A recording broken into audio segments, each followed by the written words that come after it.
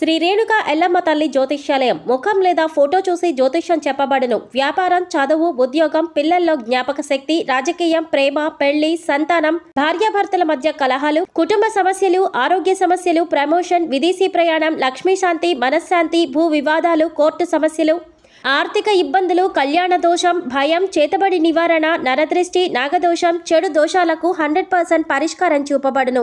స్త్రీ పురుష వశీకరణ 100% గ్యారంటీ. కోయా గురూజీ లక్ష్మణ్ రాజు గారు. Cell number 8466923012.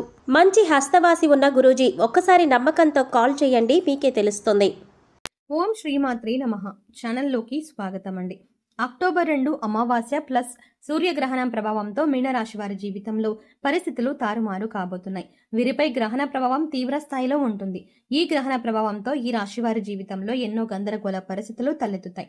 ముఖ్యంగా ఏ పని తలపెట్టినా అన్ని ఆటంకాలే. అంతేకాకుండా కొన్ని విషయాల్లో జాగ్రత్త వహించకపోతే ముప్పు తప్పదు.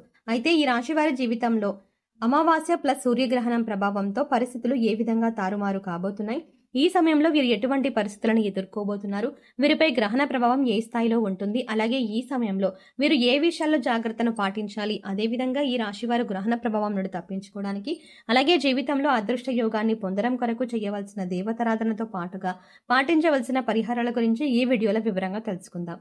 కానీ అంతకంటే ముందుగా మీరు కనుక మన ఛానల్ని ఇంకా సబ్స్క్రైబ్ చేసుకోకపోతే వెంటనే సబ్స్క్రైబ్ చేసుకుని పక్కనే ఉన్న బెల్ ఐకాన్ నొక్కి ఆల్ సెలెక్ట్ చేసుకుంటే మేము ఇలాంటి వీడియోస్ అప్లోడ్ చేయగానే ముందుగా మీకు నోటిఫికేషన్ వస్తుంది.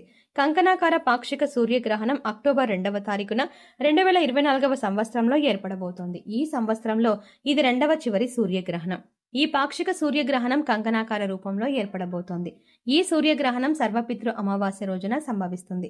ఈ సూర్యగ్రహణం అమావాస్యతో కలిసి వచ్చింది. ఇది చాలా విశేషమని పండితులు చెప్తున్నారు. అలాగే ఈ రోజున సూర్యుడు, బుధుడు, రాహువు, కేతువు అశుభ స్థానంలో ఉంటారు. ఇది జీవితంలో గందరగోళం సృష్టించే అవకాశం ఉంది.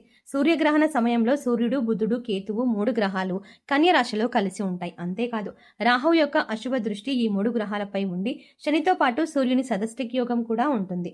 అయితే సూర్యగ్రహణం యొక్క పట్టువిడుపు సమయాలు చూసుకున్నట్లయితే భారత కాలమాన ప్రకారం రాత్రి 9:13 నుండి రాత్రి 3:17 వరకు కంకణాకారంలో పాక్షిక సూర్యగ్రహణం సంభవిస్తుంది. అయితే ఈ సూర్యగ్రహణం భారతదేశంలో కనిపించదు కనుక భారతదేశంలో నివసిస్తున్న ప్రజలు గ్రహణ నియమాలు, విధి విధానాలు ఆచరించవలసిన అవసరం లేదు. గ్రహణం మన కంటికి కనిపిస్తేనే మనం నియమాలు ఆచరించవలసి ఉంటుంది అని శాస్త్రాల్లో చెప్పబడి ఉంది. ఇక గ్రహణం ఏ ప్రాంతంలో కనబడుతుంది అని చూసినట్లయితే దక్షిణ అమెరికా, అంటార్కిటికా సముద్రం, హిందూ మహాసముద్ర తీరం ప్రాంతాలలో ఈ గ్రహణం కనబడుతుంది. అక్కడ నివసిస్తున్నటువంటి భారతీయులు అలాగే హిందూ ధర్మాన్ని ఆచరిస్తున్న వాళ్ళు గ్రహణ నియమాలను పాటించాలి. అయితే గ్రహణం రాత్రి సమయంలో ఏర్పడుతుంది కాబట్టి ఎటువంటి నియమాలు పాటించక్కర్లేదు. కానీ ఉదయాన్నే ఇంటికి శుభ్రం చేసుకుని స్నానాది కార్యక్రమాలు చేసుకుంటే మంచిది. భారతదేశంలో గర్భిణీ స్త్రీలు నియమాలను పాటించవలసిన అవసరం ఉండదు. అయితే గ్రహణం కనిపించకపోయినప్పటికీ కూడా దాని ప్రభావం గ్రహాల మీద ఉంటుంది. కాబట్టి ఏ రాశుల వారికి ఈ కంకణాకార సూర్యగ్రహణం ఏర్పడుతుంది, ఎటువంటి ప్రభావం చూపిస్తుంది అనే అంశాలను తెలుసుకుందాం. గ్రహణం యొక్క ప్రభావం రాబోయే 3 లేదా 6 నెలల వరకు రాశులపైన ప్రభావం చూపిస్తుంది. పాక్షిక సూర్యగ్రహణం కాబట్టి 3 నెలల వరకు ప్రభావం ఉండే అవకాశం ఉంటుంది. గ్రహణ సమయంలో గాయత్రి మంత్ర జపం చేయడం వల్ల ఉత్తమ ఫలితాన్ని పొందుతారు. ఎందుకంటే ఈ గ్రహణ సమయంలో చేసేటువంటి జపాలు ఎన్నో రెట్లు అధిక ఫలితాన్ని ఇస్తాయి. అయితే మంత్ర జపాలు చేయలేని వారు వారి కుల దైవాన్ని ప్రార్థించడం ద్వారా జీవితంలో ఉత్తమమైన ఫలితాన్ని పొందుతారు.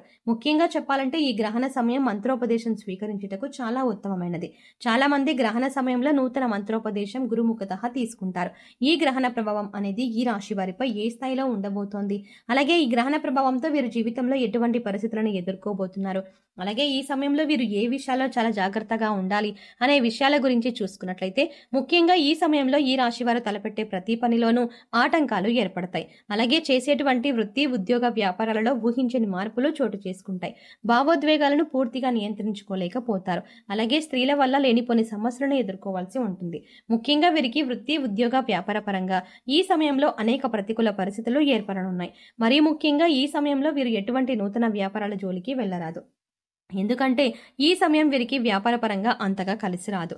అలాగే వీరికి వృత్తిపరంగా తీసుకున్న నిర్ణయాలు వేగవంతంగా పూర్తి కాక పనులు నిదానంగా సాగుతాయి.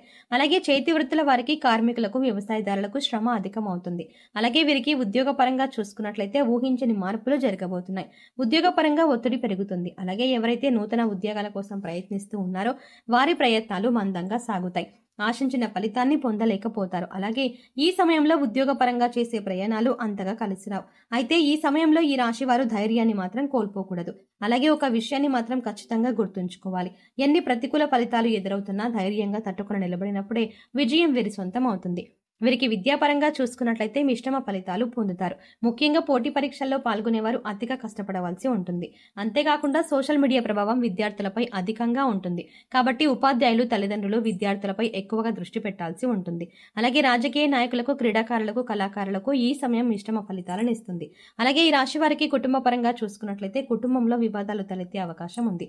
ముఖ్యంగా కుటుంబంలోని స్త్రీల వల్ల విభేదాలు సంభవిస్తాయి. అలాగే ఈ సమయంలో వీరి కుటుంబ సభ్యులతోనూ, బంధువులతోనూ ఎటువంటి వివాదాలకు దిగకపోవడం మంచిది. ఎందుకంటే అనవసరమైన వాదనల వల్ల కుటుంబంలో కలతలు రేగే అవకాశం ఉంది. ముఖ్యంగా ఈ రాశి వారు ఈ సమయంలో కోపం, ఆవేశాన్ని తగ్గించుకోవాలి. వారి యొక్క భావోద్వేగాలను నియంత్రించుకోగలగాలి.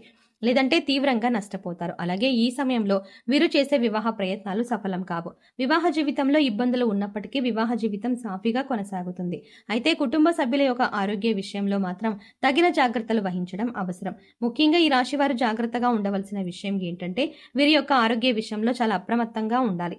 ఎందుకంటే దీర్ఘకాలిక అనారోగ్య సమస్యలు వీరిని ఇబ్బంది పెట్టే అవకాశం ఉంది.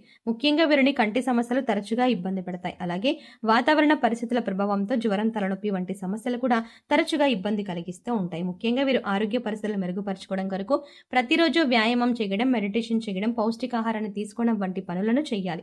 అలాగే ఈ రాశి వారికి ఆర్థికంగా చూసుకున్నట్లయితే ఆదాయం సరిపోయినప్పటికీ ఖర్చులు విపరీతంగా ఉంటాయి. అలాగే తలపెట్టే ప్రతి పని కూడా ఆలస్యం కావడం వల్ల, రావాల్సిన సమయానికి ధనం చేతికి అందకపోవడం వల్ల ఆర్థిక పరమైన ఇబ్బందులను ఎదుర్కొనే అవకాశం ఉంది. కాబట్టి సాధ్యమైనంత వరకు అనవసరమైన ఖర్చులకు ఈ సమయంలో దూరంగా ఉండటం మంచిది. మీనరాశి వారు గ్రహణ ప్రభావం నుండి తప్పించుకోవడానికి, అలాగే జీవితంలో అదృష్ట యోగాన్ని పొందడం కొరకు ఏ దేవతారాధన చేయాలి, అలాగే ఎటువంటి పరిహారాలు పాటించాలి అనే విషయాల గురించి చూసుకున్నట్లయితే వీరు ప్రతినిత్యం శివారాధన చేయాలి. అలాగే ప్రతి సోమవారం శివునికి పాలాభిషేకం చేయించడం ద్వారా జీవితంలో ఉపయోగాన్ని పొందుతారు. ముఖ్యంగా వీరిపై ఉండే ప్రతికూల ప్రభావం అనేది తగ్గుతుంది. అలాగే అష్టమి, అమావాస్య తిథిలో కాలభైరవ స్వామి దేవాలయం సందర్శించి కాలభైరవాష్టకాన్ని పఠించడం ద్వారా వీరికి ఉన్నటువంటి దోషాలు అన్నీ కూడా తొలగిపోతాయి. అలాగే ప్రత్యక్ష దైవమైన సూర్య భగవానుని నమస్కరించుకొని ఆదిత్య హృదయాన్ని పఠించడం ద్వారా ఆయుష్ పెరుగుతుంది. వీరు లక్ష్మీ గణపతికి తెల్లని పూలతో పూజ చేయాలి. ముఖ్యంగా వీరికి ఉన్నటువంటి గ్రహదోషాలను తొలగించుకోవడం కొరకు కుబేర కంకణాన్ని ధరించాలి. అలాగే రాజరాజేశ్వరి అష్టకం పారాయణం చేయాలి. శనివారం రోజున శనిదేవుని పూజించే బెల్లం, నువ్వులు దానం ఇవ్వాలి. వీలైతే సాధువులు, సన్యాసులు, నిరాశ్రయులు, పేద పిల్లలు వంటి వారికి తోచినటువంటి సహాయం చేయడం లేదా అన్నదానం, వస్త్రదానం వంటివి చేయడం ద్వారా సత్వరమైన ఫలితాలను పొందుతారు. ముఖ్యంగా వీరు ఆహారంలో నల్ల శనగలు, నల్ల మిరియాలు ఎక్కువగా వినియోగిస్తే వీరికి జీవితంలో అంతా శుభమే కలుగుతుంది.